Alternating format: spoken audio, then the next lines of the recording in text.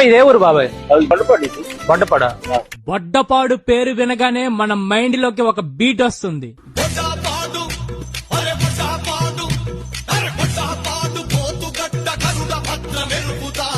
శ్రీకాకుళం జిల్లాలో ఒక చిన్న గ్రామం బొడ్డపాడు. చిన్న ఊరైన ఈ నేల గుండెల్లో ఉప్పొంగిన జ్వాలలు మాత్రం దేశ చరిత్రలో ముద్ర వేశాయి. జానపద గేయాలకు పుట్టినిల్లు బొడ్డపాడు.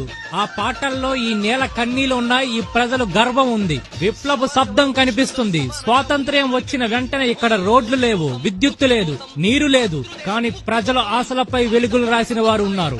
బొడ్డపాడు ముద్దు బిడ్డలైన కామ్రేడ్లు విద్య కోసం, సమానత్వం కోసం, అంటరానితనానికి వ్యతిరేకంగా యువతను లేపారు.